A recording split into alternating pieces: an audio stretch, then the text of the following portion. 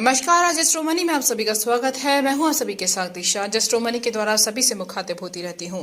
आज आप सभी के समक्ष लेकर आई हूं खाद्यान्नों को बढ़ाने के लिए केंद्र ने 3,280 लाख टन का लक्ष्य रखा है। 8 सितंबर को 3,280 लाख टन खाद्यान्न बढ़ाने के लिए केंद्र सरकार ने 202 लाख टन फायदा अनाज में 2022-23 में बढ़ोतरी का लक्ष्य हासिल किया। इस साल के आधिकारिक बयान में कहा गया है कि रियल्टी सीजन के लिए 3,280 लाख टन के लिए कुल लक्ष्यों का 3,280 टन के लिए राष्ट्रीय लक्ष्य 1648 लाख टन का योगदान देगा।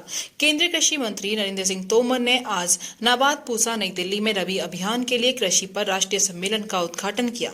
सम्मेलन को संबोधित करते हुए उन्होंने 4 हॉइस एडवांस के अनुसार देश में अनाज का उत्पादन 3,157 लाख टन का अनुमान लगाया, जो 2020-21 के दौरान खाद्य अनाज के उत्पादन में 50 लाख टन अधिक है। 2021-22 के दौरान कुल दालों और तिलहन उत्पादन 277 और 377 लाख टन रिकॉर्ड किए गए हैं। वहीं श्री तोमर ने कहा कि केंद्रीय और राज्य सरकारें संयुक्त रूप से कृषि क्षेत्र में अपनी जिम्मेदारियों का निर्वहन करती हैं। उत्पादन के मामले में देश में बहुत काम किया गया है, जिसकी वजह से भोजन अनाज, दालों और तिलहन के उत्पादन में वृद्धि हुई है। आज प्राथमिकता कृषि से पहले चुनौतियों का सामना करना है और उन्हें हल करना है। मंत्री ने अपने कार्यान्वयन के पहले 2 वर्षों के दौरान सरसों के मिशन की सफलता पर संतुष्टि व्यक्त की। सरसों का उत्पादन पिछले 2 सालों में 91.24 से लेकर 117.46 लाख टन से 29% तक गिर गया। उत्पादकता ने 1,333 से लेकर 1,458 किलोग्राम हेक्टेयर से 10% का उछाल देखा।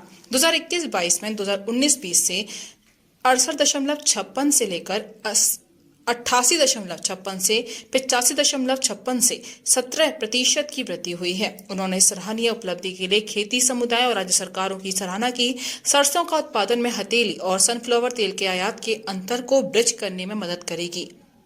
सरकार अब सरसों के मिशन के पैटर्न पर विशेष सोयाबीन और सूरजमुखी के मिशन को लागू कर रही है।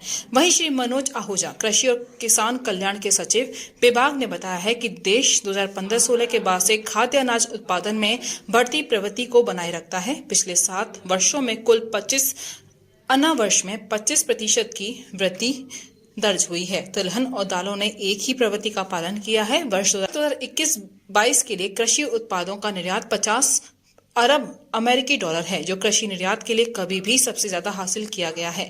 डॉक्टर हिमांशु पाठक, सचिव डायर और डीसी ICAR ने जलवायु लचीला प्रथाओं को अपनाने की आवश्यकता को हाईलाइट किया। उन्होंने जलवायु परिवर्तन और अनुकूलन रणनीतियों के वैश्विक परिप्रेक्ष्य को पेश किया। श्रीमती उर्वजू, सचिव उर्वरक विभाग, ने उर्वरकों की समय पर आपूर्ति की आवश्यकता पर जोर दिया। उन्होंने उर्वरक की समय पर आपूर्ति सुनिश्चित करने के लिए विभाग द्वारा उठाए गए विभिन्न कदम साझा किए हैं। वहीं श्रीमती छवि झा, JS सूखा प्रबंधन, ने सूखा मैनुअल के अनुसार उपायों का विवरण प्रस्तुत किया है, जिसमें सूखा स्थिति के मामलों में राज्यों को अपनाने की आवश्यकता है। राज्यों को संकट में किसानों को परेशान करने और फसल उत्पादन के लिए आकस्मिक योजना को अपनाने के लिए आगे आना चाहिए। वहीं श्रीमती शिव ठाकुर, JS फसलों और तिलहन, ने अगले 5 वर्षों के लिए दृष्टि प्रस्तुत की, ताकि देश को दालों और तिलहन वस्तुओं में आत्मनिर्भर बनाया जा सके।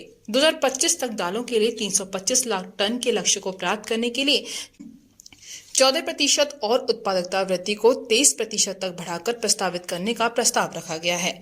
वहीं श्री प्रमोद कुमार मेहरदा, JS सूचना प्रौद्योगिकी, ने एक राज्य मिशन मोड के साथ साथ सभी कार्यकाल समुदाय के लिए डिजिटल प्रौद्योगिकी और उच्च तकनीक समाधानों के लाभ को लाने के लिए एक मिशन मोड प्रोजेक्ट को लागू किया जाएगा। तो ये थी आज की अपडेट। बने रहिए जस्ट्रो मनी के साथ। हमारे चैनल को लाइक करना, सब्सक्राइब करना बिल्कुल भी ना भूलें। नमस्कार।